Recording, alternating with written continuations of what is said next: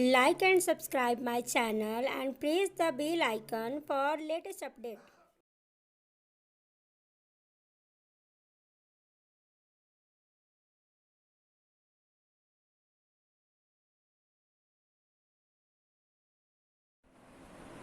Good morning students.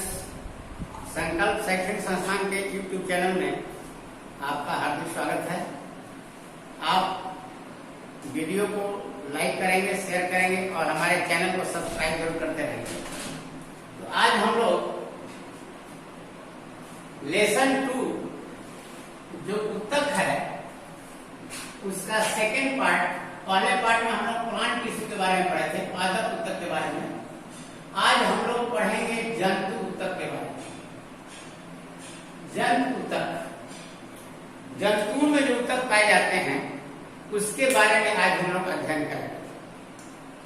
उत्तक का परिभाषा तो आप जान गए हैं कि समान उत्पत्ति और समान कार्य करने वाली कोशिकाओं के समूह को हम उत्तक कहते हैं।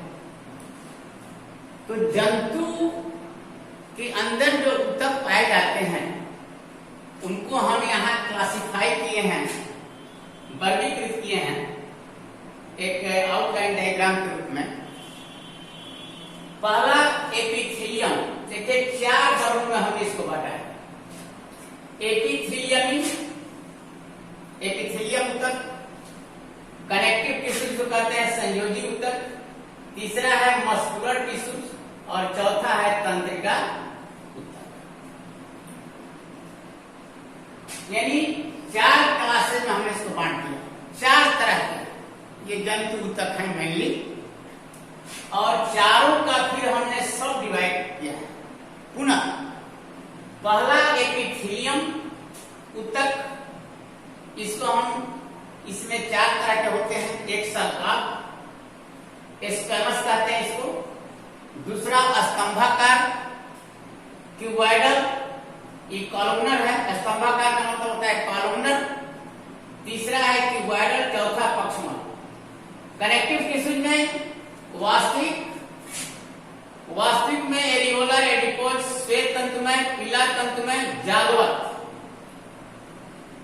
फिर दूसरा है उसमें संयोजी उत्तक में कंकाल उत्तक, जिसको हमने डिवाइड किया है 2 भाग में, अस्थि और उपास्थि, यानी बोन एंड कार्टिलेज।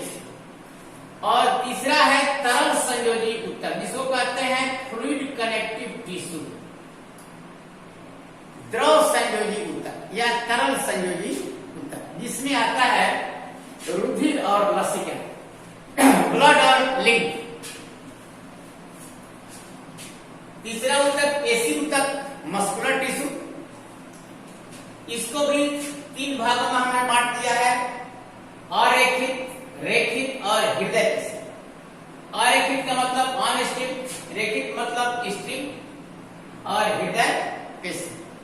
और ये चौथा जो उत्तक है तंत्रिका उत्तक, ये आप जानते हैं कि पूरा तंत्रिका सेल के द्वारा तंत्रिका उत्तक जो बनता है, यह एक विशेष प्रकार का उत्तक है जो आपके शरीर में तार जैसा फैला हुआ है, एक नेटवर्किंग बनाता है शरीर के अंदर पूरा जाल जैसा। और यही मस्तिष्क और स्पाइनल कॉर्ड, मेरुरज्जु का निर्माण करता है। तो बारी बारी से हम एक एक का अध्ययन करेंगे। एपिथेलियमी उत्तक, इसमें आपको समझना है इसका स्ट्रक्चर जो सेल का है, कैसे सेल इसमें होते हैं और कहाँ जंतु के किस अंग में पाए जाते हैं। स्पेशली हम लोग ज्यादातर यहाँ पर फोकस करेंगे मनुष्य के बारे में, मानव के शरीर के अंदर का ज्यादा फोकस करेंगे कि मानव के शरीर के अंदर ये कहाँ पाए जाते हैं। तो एपिथेलियम से नाम से ही स्पष्ट है कि यह उत्तक जंतु शरीर के बाहरी और अंदर के अंगों का आवरण का निर्माण करता है। जैसे हम लोगों का स्किन है, त्वचा है, अंदर और बाहर, ये बाहरी त्वचा का निर्माण कर रहा है, बाहरी लेयर का निर्माण कर रहा है, आच्छादन का कार्य कर रहा है, कवरिंग का कार्य कर रहा है, ढकने का कार्य करता है, और साथ साथ रक्षात्मक आवरण का भी निर्माण करता है।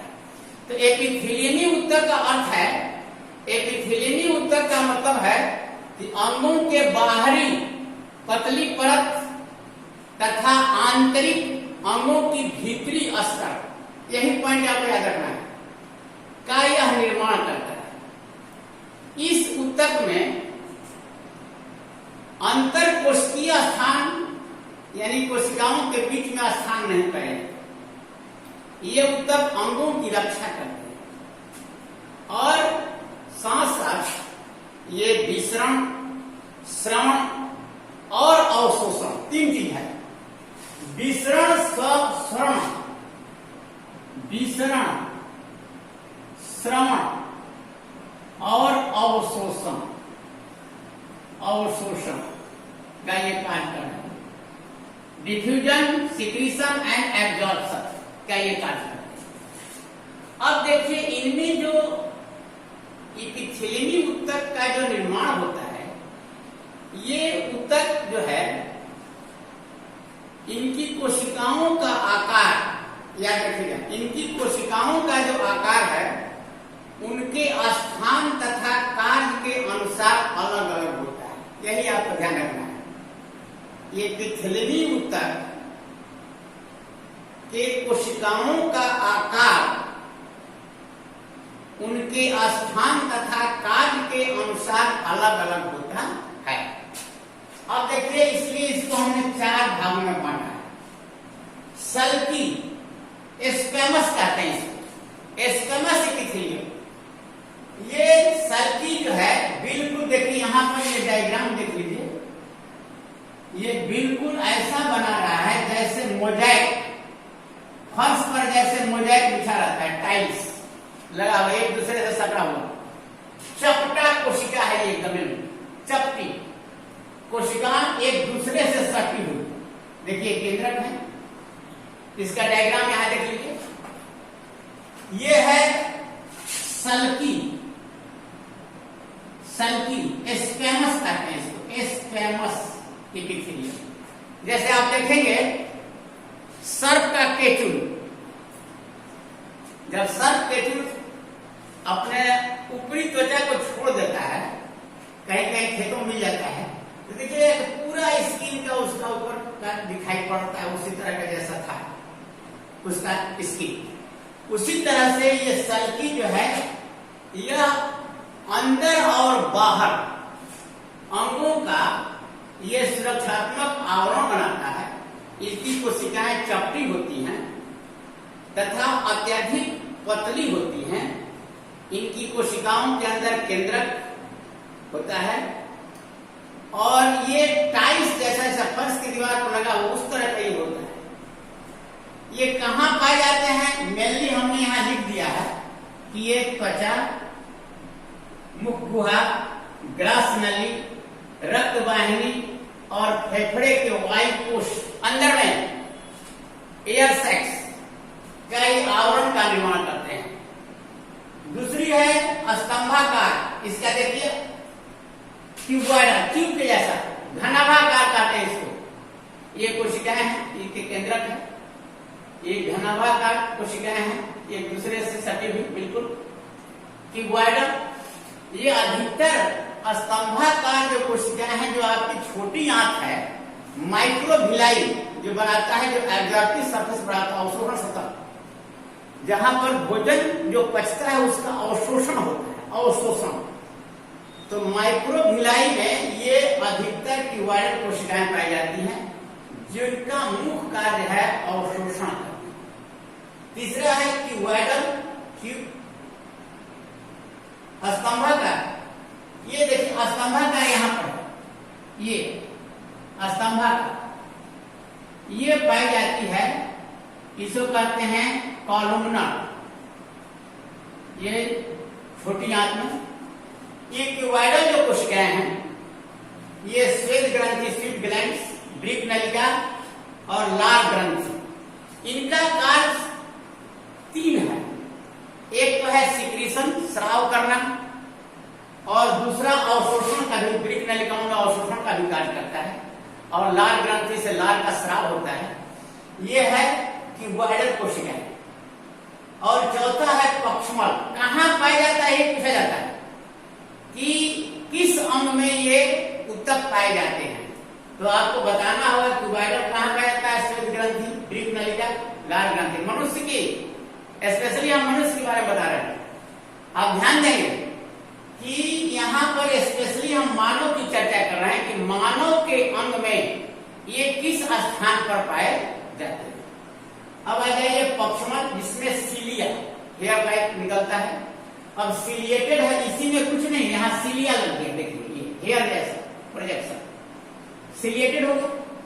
सीलिएटेड का मतलब हुआ कि ये सीलिया जो है लोकोमोशन में ज्यादा काम करता है, प्रचलन में। जैसे आप देखिएगा अंडवाहिनी, जो आपका अंडाशय होता है, यहाँ पर अट्रस है, यहाँ अंडाशय है, यहाँ पर एक ट्यूब आती है जिसको कहते हैं फैलोपियन ट्यूब। इसकी ये जा करके अट्रस बनाता है, तो यहाँ पर ये सीलिया लगा हुआ है। ये क्या करता है, अंडाणु को खींच लेता है। इसके मूवमेंट से क्या होते हैं, अंडाणु उसके अंदर प्रवेश कर जाता है। सिलेरी गति जिसको कहते हैं, सिलेरी गति अंडवाहिनी में पाया जाता है। और साथ साथ हम लोगों का जो श्वास नली है ट्रैकिया, जिसमें देखेगा कि जो अंदर जाता है तो देखेगा कि म्यूकस स्राव होता है, और म्यूकस वही जो सट जाता है, तो आपको जब खांसते हैं तो कफ निकलता है, तो उसकी दीवार की भीतरी सतह में, श्वास नली की भीतरी सतह में ये पाई जाती है सीलिएटेड एपिथेलियम के रूप में, जिसको कहते हैं पक्षमल एपिथेलियम। इसको हम लोग कैसे कहेंगे कि पक्षमल एपिथेलियम ऊतक, क्यूबाइडल एपिथेलियम ऊतक, स्तंभाकार एपिथेलियम ऊतक और सल्की एपिथेलियम ऊतक। तो एपिथेलियम ऊतक जो है कितने प्रकार के हो गए, 4 प्रकार। Clear, okay. अब चले हम लोग आगे बढ़ते हैं। तो अब दूसरे ऊतक में आते हैं। दूसरा ऊतक है संयोजी। संयोजन का अर्थ होता है कनेक्ट करना, संयोजन, कनेक्टिंग, जो हमारे शरीर के अन्य ऊतकों को क्या करता है, एक दूसरे से कनेक्ट करने का काम करता है, जोड़ने का काम करता है, संयोजन का कार्य करता है, जिसको कहते हैं संयोजी। अब इसमें डिवाइड किया गया है 3 तरह का, एक वास्तविक, दूसरा कंकाल, तीसरा तरल। यहां पर हमने संयोजी ऊतक का डिटेल्स लिखा है, देखिए। वास्तविक में एरियोलर, एडिपोज, श्वेत तंतु, पीला तंतु में और जालवत। बहुत थोड़ा आपको जानना है कि एरियोलर क्या है, एडिपोज क्या है, श्वेत तंतु में क्या है, पीला तंतु में क्या है और जालवत क्या है। यानी जो कनेक्टिव टिश्यू में जो वास्तविक होता है, ट्रू, ये एरियोलर का कार्य है कि इनमें देखिए बहुत तरह के सेल्स पाए जाते हैं, बहुत तरह के सेल्स, जैसे fibroblast, histiocytes, plasma cells. Areolar जो कोशिकाएं हैं, ये बहुत अधिक आपके शरीर में मिलती है। इस ऊतक का मैट्रिक्स क्या है, उसके अंदर जो फ्लूइड मैटर है उसी को मैट्रिक्स कहते हैं। जो मैट्रिक्स में कई प्रकार की कोशिकाएं पाई जाती है, ये नाम याद कर लेना है कौन कौन कोशिकाएं पाई जाती है। फाइब्रोब्लास्ट, हिस्टोसाइट्स, प्लाज्मा सेल्स, मास्ट कोशिकाएं, जो हमने यहाँ पर फिगर बना करके बता दिया आगे की। यहाँ पर है फाइब्रोब्लास्ट, इसके अंदर जो फ्लूइड पार्ट है इसको क्या कहते हैं, देख लीजिएगा, मैट्रिक्स कहते हैं। यहाँ देखिए इसमें 2 तरह के तंतु हैं खासतौर से। एक जो ये मोटा लाइन से 3-3 लाइन का दिखाया गया, ये कैसा है, इसको कहते हैं श्वेत तंतु। और दूसरा जो भाई एक लाइन में क्या है, इसको क्या कहेंगे, पीला तंतु। श्वेत और पीला तंतु मास्ट कोशिका, लिम्फोसाइट्स, फाइब्रोब्लास्ट, हिस्टोसाइट्स, ये सभी कोशिकाएं पाई जाती हैं। किसमें, एरियोलर में। और साथ साथ 2 तंतु पाए जाता है, याद रखना, बहुत इंपॉर्टेंट पॉइंट है कि कौन कौन तंतु पाए जाते हैं। तो एक श्वेत तंतु और दूसरा है येलो, यानी एक व्हाइट फाइबर कहेंगे उसको, और दूसरे को कहेंगे एलो फाइबर। अब देखिए दोनों में थोड़ा सा अंतर समझ लेना है, श्वेत में और एलो में क्या है। श्वेत जो होता है अशाखित होता है और साथ साथ यह नॉन इलास्टिक। नॉन इलास्टिक का मतलब ये लचीला नहीं होता। श्वेत जो है यहां पर दिखाया गया है, श्वेत तंतु, ये व्हाइट फाइबर, ये नॉन इलास्टिक है। Non elastic white fibre non elastic है। और दूसरा है आपका yellow fibre. Yellow fibre, yellow fibre और अशाखित और नॉन इलास्टिक। लेकिन इसी का उल्टा है पीला, एलो फाइबर। ये क्या होता है? इलास्टिक होता है, ब्रांच होता है।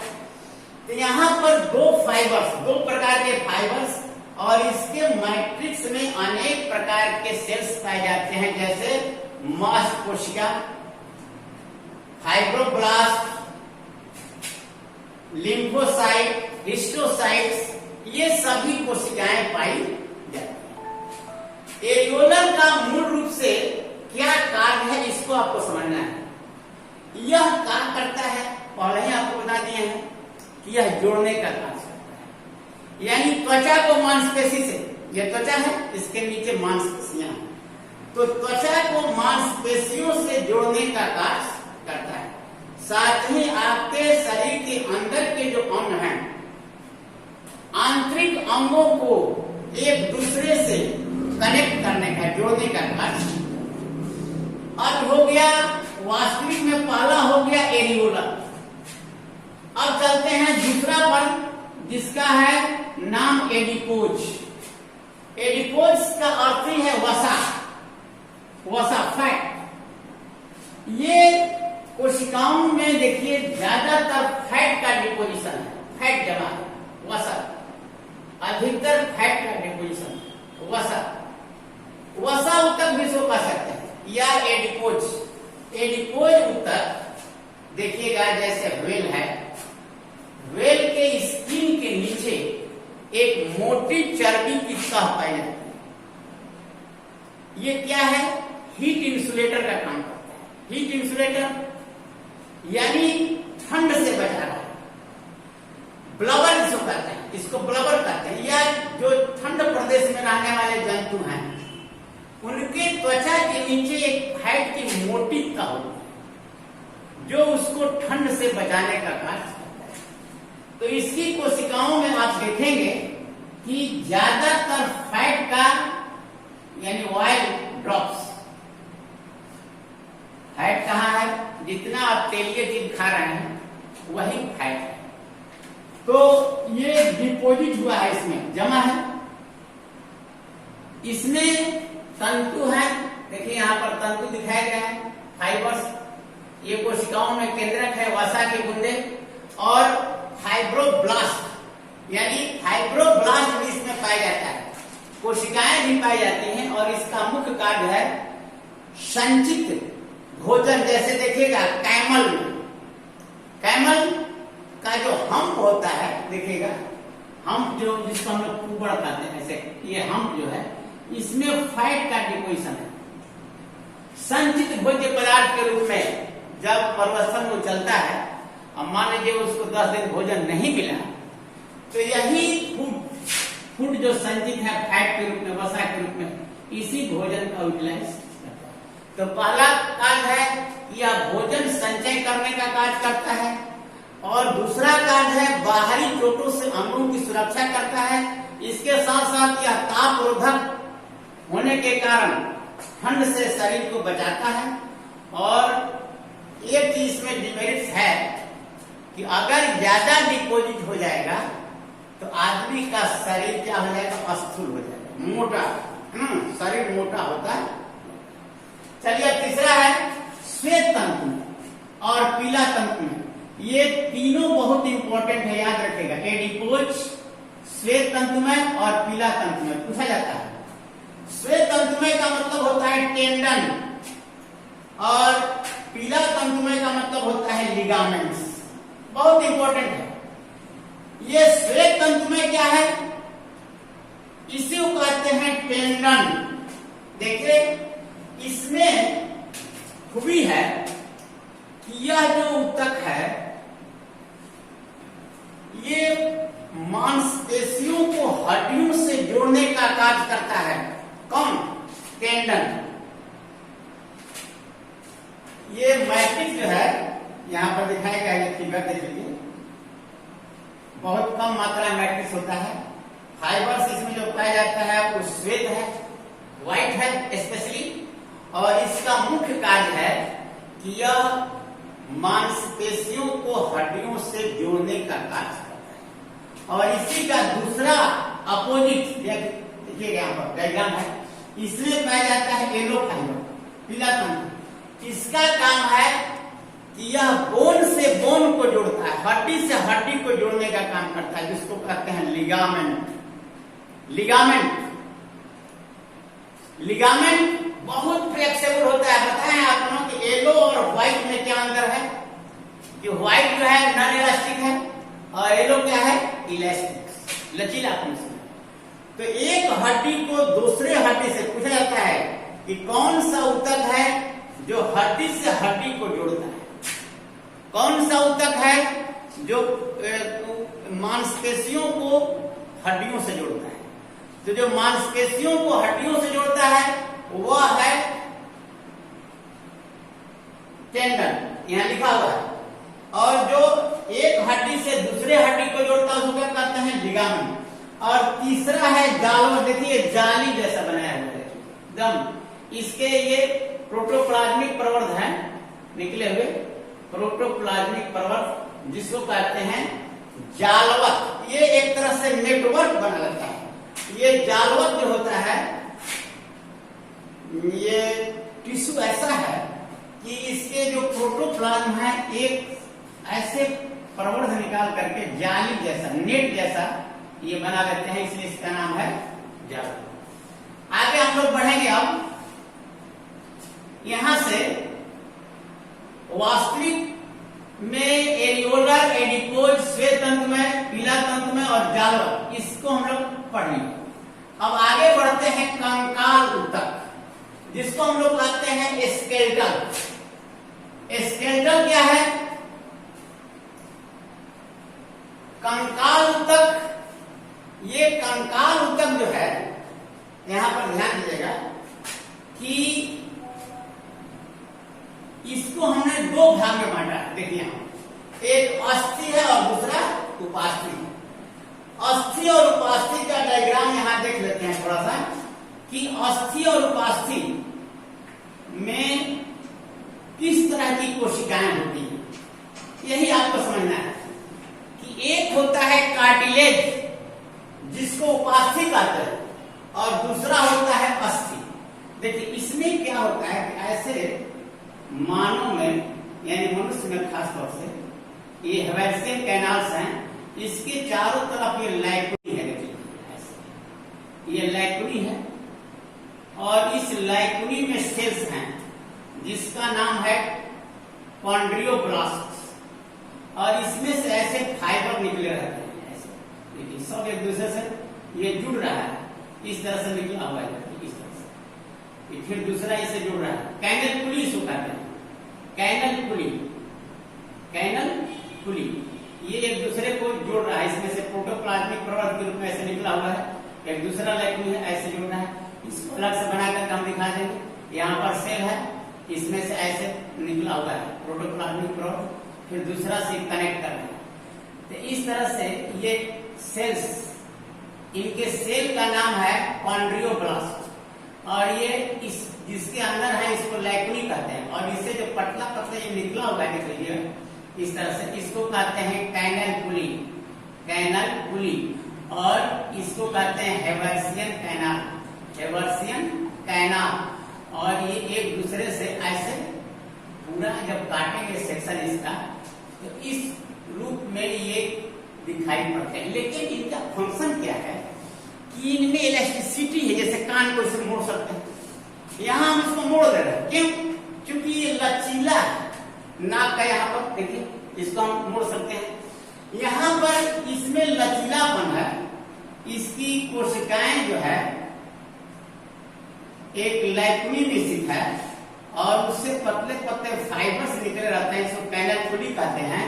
और ये रिंग बना रहता है, एक तरह से देखिए ये सारा रिंग बनाया हुआ है और इसमें जो बीच का जो कैनाल है उसको कहते हैं हेबरसेट कैनाल, कैनाल पुली। ये है अस्थि, इसको उपास्थि कहते हैं, उपास्थि कार्टिलेज। अब अस्थि में क्या होता है, सॉरी यहां देखिए डायग्राम, ये डायग्राम जो है मेन ये अस्थि का डायग्राम है, अस्थि ये अस्थि का है, ठीक है, अस्थि का डायग्राम।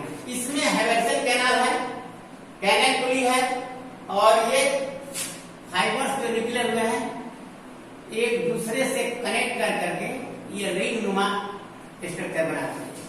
तो अस्थि होता है, इसमें जो सेल्स होते हैं इन सेल को कहते हैं ऑस्टियोब्लास्ट, ऑस्टियोब्लास्ट, ऑस्टियोब्लास्ट। ये हार्ड होता है, अस्थि जो है क्या है, ये हार्ड है।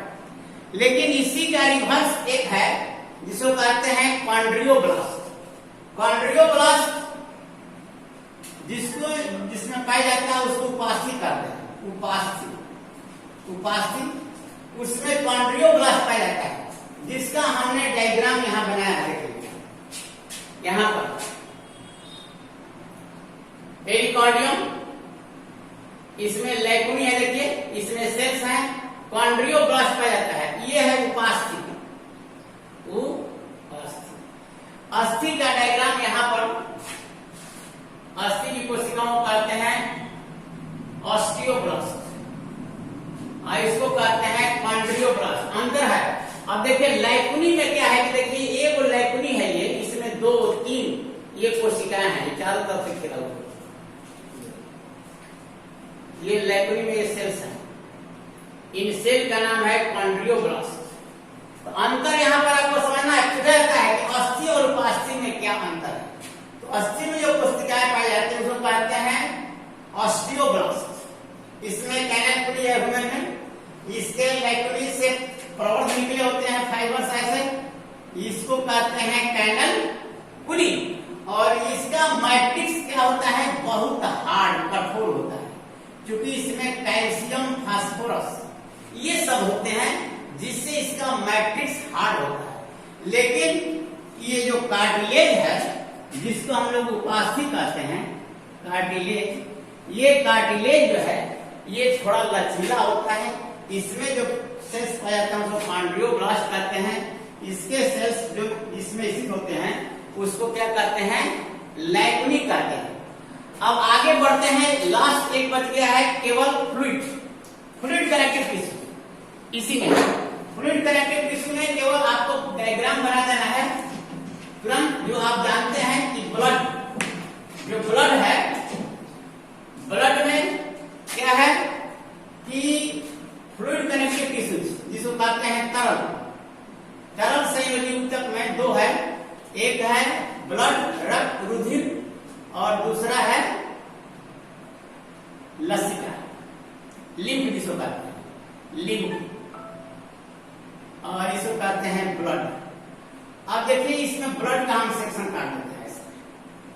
रक्त को हम माइक्रोस्कोप में देखेंगे तो कहीं दिखाई पड़ेगा आपको आरबीसीज, कहीं दिखाई पड़ेगा मोनोसाइट्स, व्हाइट ब्लड सेल्स, कहीं दिखाई पड़ेगा लिम्फोसाइट्स, ये सारे सेल्स इसमें नजर आते हैं। तो ब्लड का परसेंटेज आप जानते हैं कितना होता है। ब्लड का जो पार्ट है उसमें जो फ्लूइड पार्ट है उसको प्लाज्मा कहते हैं। प्लाज्मा जो पीले रंग का होता है 1%, लसलसा, इसका परसेंटेज कितना होता है, ये देखिएगा, इसका 55%। और जो ठोस पार्ट है जो कितना होता है, ठोस पार्ट का जो परसेंटेज है 45, ठोस जो होता है 45 है, और ये कितना है 55। तो देखिए यहां से 55 और 45 का रेशियो है। तो ये फ्लूइड में डूबा हुआ है ये आरबीसी जो मानव का होता है उसमें हीमोग्लोबिन होता है, लेकिन इसमें केंद्रक नहीं होते, याद रखना, केंद्रक एब्सेंट रहता है आरबीसी। ये लिम्फोसाइट्स या लिम्फोसाइट्स कह सकते हैं, लिम्फोसाइट्स। 3 तरह का सेल्स हो गया, एक आरबीसी, दूसरा डब्ल्यूबीसी, तीसरा प्लेटलेट्स। आरबीसी का जो केंद्रक होता है इसमें डिस्क के आकार का है इसमें, और इसमें केंद्रक नहीं पाया, हालांकि मेढक घटक में पाया जाता है। डब्ल्यूबीसी में एक ग्रेनुलोसाइट्स और ग्रेनुलोसाइट्स, कणिकामय और कणिकामय 2 तरह का होता है। कणिकामय और अपकणिकामय का मतलब क्या है? जिसमें ग्रेन्यूल्स पाए जाएंगे उसको क्या कहेंगे? जिसमें ग्रेन्यूल्स पाए जाते हैं उसको क्या कहेंगे? ग्रेन्यूल्स यदि पाया जाता है तो उसको कहते हैं ग्रेनुलोसाइट्स, और जिसमें नहीं पाया जाता उसको क्या कहते हैं? एग्रेनुलोसाइट्स। तो ग्रेनुलोसाइट्स में न्यूट्रोफिल, दूसरा है इस्नोफिल और तीसरा है बेसोफिल। ये जो ग्रेनुलोसाइट्स हैं ये एस्नोफिल्स, बेसोफिल्स और तीसरा है न्यूट्रोफिल। और जो ग्रेनुलोसाइट्स हैं ये हो गया, इसमें 3 ग्रेनुलोसाइट में, एक ग्रेनुलो में लिम्फोसाइट और मोनोसाइट। एक ग्रेनुलो में क्या पाया जाएगा? एक ग्रेनुलोसाइट्स,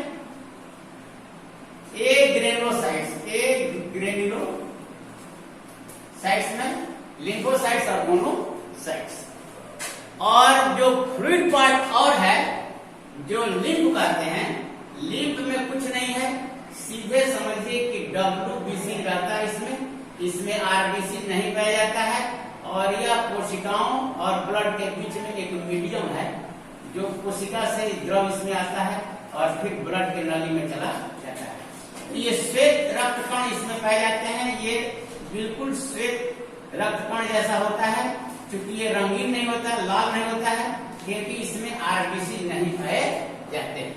इस तरह से आज हम लोग इस वीडियो में जंतु कोशिका में कितना पढ़ लिए? 3। कौन कौन?